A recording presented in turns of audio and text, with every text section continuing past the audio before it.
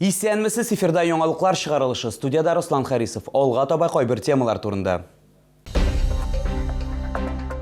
Барысы да тәртиптәме? Чаллыда балалар бакчаларын кабул итү башланды. Асфальт бик иске юлның бүтән өлешендә чокырлар. Тукай районының Прикамье бакча җәмгыяте юлына ремонт ясала. Су үсемлекләре басып алган чистарту юк. Шәһәр халкы яр буе паркындагы күлнең торышыннан зорлана. Чаллыда балалар бакчаларын кабул итү бара. Мәктәпкәчә белем бирү учреждениеләрен бәяләү һәм тикшерү белән махсус комиссия шөгыльләнә. Салават күпере балалар бакчасы мисалында кабул итүнең ничек барганын сезгә дә күрсәтәбез. Өлкән шәфкать туташы Анна Ефремова Салават күпере балалар бакчасы ачылганнан бирле биредә эшли. Бу инде 45 ел. Мәктәпкәчә белем бирү учреждениясын кабул итүдә дә нәкъ шул кадәр катнаша. Всегда все хорошо. Комиссия всегда доброжелательна. Помогает даже в работе иногда. Что-то новенькое, если услышат, нам тоже передают. Кайберәүләр медицина кабинетын тикшергәндә башкалар азык-төлек блогын карады. Өченчеләре төркемнәрдә иде. Мәдинә Хәмәдиева үз эшләнмәләрен күрсәтә. Балалар уен формасында татар телен өйрәнәләр. Һәм бу мәсьәләдә иң мөһиме һәр баланың кызыксынуы дип уртаклаша тәрбияче. Ул күңелле карусель уенын уйлап тапкан. Бу уен белән тесләрне дә балалар ныгыталар. Бер-берсенә сораулар да бирәләр. Сорауларга җавап бирәләр, җөмләләр төзегәндә дә әйбәт. Бу кисәләргә төрле рәсемнәр куярга була. Сан белән ясалган рәсемнәр дә куярга була. Күршесеннән сорый инде бу нәрсә, ничә, нинди. Мин үземнең методический часть буенча инде карыйм уеннарына. Тәрбиячеләр үзләре үз куллары белән ясыйлар уеннар, кызыклы итеп. Хәзер инде яңача моделләштереп, современный итеп ясыйлар. Закреплен хорошо шкафчик. Комиссия шулай ук балалар вакыт үткәрә торган верандаларны да тикшерә. К началу учебного года нас проверяют специалисты практически по всем направлениям. Медицинская часть, организация питания, оздоровительная работа, образовательная деятельность, безопасность детей. В общем, все основные направления, по которым работает детский сад, они подлежат проверке. Шулай ук башка 130 балалар бакчасындагы кебек анда да кабул итүләр уза. Айзилә Шаймөхәммәтова, Эльмира Гайнетдинова, Ленар Султанов, яңалыклар. Телекомпания безнең кайнар элемтәсенә яр буе паркындагы күлнең торышы турында борчылып, Чаллы халкы мөрҗәгать итә. Аларның сүзләренчә җәй инде тәмамлана, су үсемлекләре һәм сулардагы чүп-чарны әлегә кадәр җыештырмаганнар. Безнең төшерү төркеме урынга чыкты.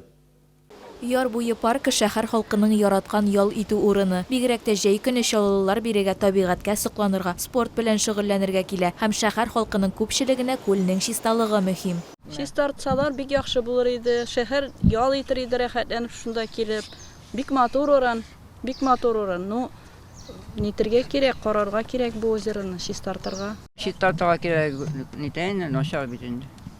Су, астан су чыкмый бит инде. Чистартмагач.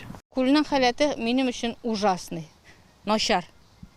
Без менә ничә ел дигәндәй шушы рядом комплекста яшибез әйме. Безнең балалар бәләкәйләре без монда йөрдек.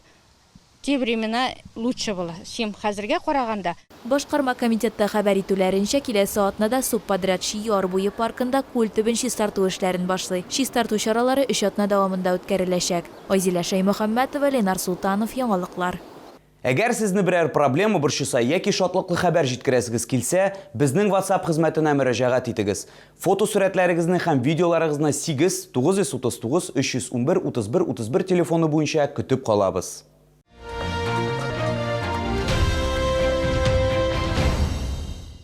Тукай районының Прикамье бакча җәмгыяте юлына ремонт ясала. Бакчачылар эшнең тәмамлануын түземсезлек белән көтәләр. Чөнки юлның бер өлеше аяныч хәлдә булган. Автомобиль йөртүчеләр башкарылган эшләрнең сыйфатын кайчан бәяли алачаклары турында тулырак безнең сюжетта сөйләрбез.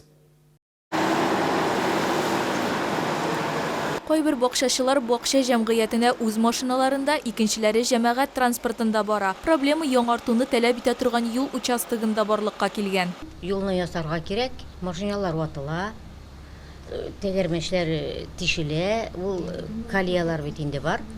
Ясарга юлны, безгә юл кирәк. Как танковый полигон. Но сейчас все-таки начали делать что-то.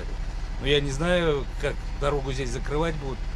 Если они хотят сделать по полю, то большие автобусы уже здесь не будут ходить, пока не сделают. Бакчачылар сүзләренчә, асфальт бик иске, юлның бөтен өлеше чокырлардан тора. Бигрәк тә зур проблемалар 3 ел элек Прикамье бакча җәмгыятенә алып баручы юлда зур йөк машиналары йөри башлагач башланган. Я надеюсь, что очень хорошо будет, если дорогу сделают, конечно. Ужасно.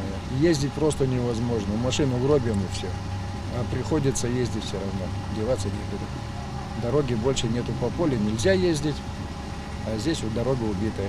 Хәзер территориядә юл кырыен чистарту, цемент нигезендә вак-таш кертү, урау юлларны әзерләү алып барыла. Япмага цемент нигезендә вак-таш салу планлаштырыла. Ул киләчәктә асфальт салыначак нигез ролендә чыгыш ясаячак. Прикамье бакча җәмгыяте рәисе урынбасары Евгений Горбунов сүзләренчә, юл япмасы ремонтлауга бик мохтаҗ булган. Соңгы тапкыр асфальт тигезләү техникасы монда 20 ел элек килгән. Во-первых, безопасность наших садоводов, то, что автобусы будут ездить спокойно, автомобилисты наши тоже будут передвигаться спокойно.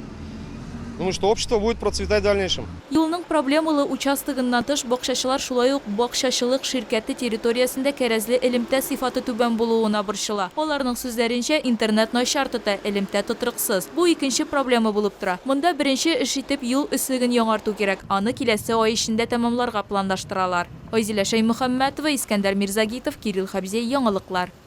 Бүген сәүдә өлкәсе хезмәткәрләре үзләренең һөнәри бәйрәмнәрен билгеләп үтә. Алар сатучылар, эшмәкәрләр, пешекчеләр һәм хәтта официантлар. Чаллыда 1400-дән артык стационар объект бар. Чара тантаналар сараенда узды. Чаллыларны котларга безнең төшерү төркеме дә барды. Әлфия Лыханина сәүдә өлкәсендә үз елын 28 ел элек башлый. Бу вакыт эчендә Чаллылы берничә ресторан ача. Эшмәкәр Чаллыда җәмәгать туклануы системасын алга таба да үстерергә планлаштыра. Аның тырышлыгын шәһәр администрациясе билгеләп үтте. Һәм бу инде беренче тапкыр гына түгел. Хочу сказать, что, скорее всего, эта награда не моя, а моей команды. Потому что я одна в поле не воин, и заслужить такую награду нужно иметь хорошую команду. Я благодарю свою команду. И только вместе мы можем творить, удивлять. Айрым казанышлары өчен сәүдә өлкәсенең башка хезмәткәрләрен дә бүләкләделәр. Алар шәхси эшмәкәрләр, сәүдә шелтәрләре һәм хезмәт күрсәтү өлкәләре җитәкчеләре. С 6 утра не сплю и готовлюсь. И, конечно, состояние такое приятное. Чаллыларны һөнәри бәйрәмнәре белән котларга шәһәр мэре Наил Мәхдиев тә килде. Могу сказать, что сфера торговли, общественного питания, оказания услуг в городе Набережные Челны является одной из лучших в Республике Татарстан и Российской Федерации. Это говорю я не потому, что я являюсь руководителем города. Я это говорю объективно, бываю во многих городах. Сәүдә хезмәткәрләрен котларга шулай ук Чаллы иҗат коллективлары да килде.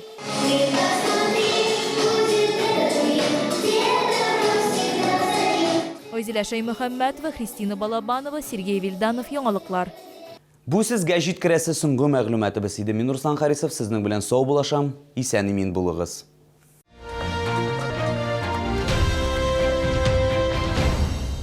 15 сентября. Органный зал. Маэстро из Вероны, Италия. Паоло Баччанелло.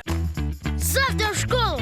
Вот что мне нужно! Порой очень быстро нужно что-то такое. В любой непонятной ситуации заходите на Казань-Экспресс. Мама, завтра в поход! Мне нужно все!